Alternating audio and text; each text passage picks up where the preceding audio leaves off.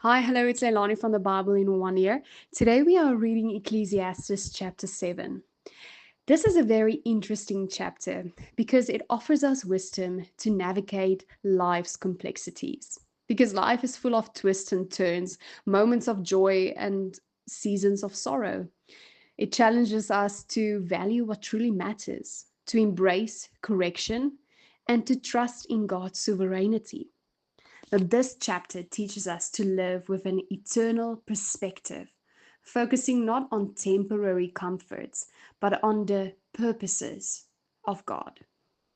Now, verse 1 begins with a striking statement. It says, "A good name is better than precious ointment, and that the day of death is better than the day of birth." This verse reminds us that lasting character is of greater value than outward appearances or fleeting pleasures. While we often prefer the joy of celebration, it is in moments of reflection and sorrow, like the loss of a loved one, that we are shaped most deeply. Life's hardships has a way of drawing us closer to God and refining our priorities. When we face difficulties, we are reminded of life and the importance of living with integrity. Rather than avoiding discomfort, we should see it as an opportunity for God to work in us, shaping our character for His purposes.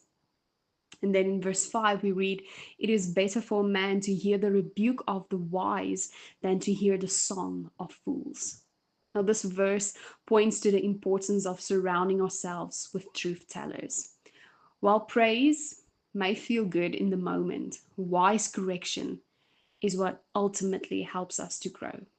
We all need people in our lives who are willing to speak the hard truths that leads us back to God's path.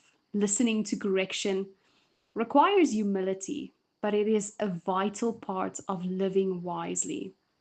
True wisdom often comes through discipline and self reflection, and the willingness to be guided by others who are grounded in God's word. Then verses 13 to 14 offers us this profound truth. Consider the work of God, who can make straight what he has made crooked.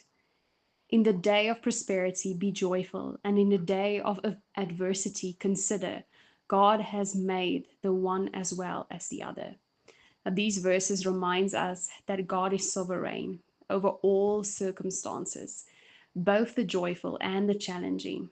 There are times in life when we encountered crooked, crooked paths, seasons that don't align with our plans or desires. Yet, these moments are not outside of God's control. He uses both prosperity and adversity to teach us, shape us, and draw us closer to Him. In times of blessings, we should rejoice and give thanks. In times of difficulties, we should reflect on what God may be teaching us and trust that His plans are good, even when we don't fully understand them. In conclusion, Ecclesiastes 7 invites us to live wisely by valuing character, embracing correction, and trusting God's sovereignty in all things. True wisdom isn't about avoiding hardships, but about facing life's complexities with faith and a God centered perspective. Thank you for listening to me today. Until we read together again next week, be blessed and goodbye.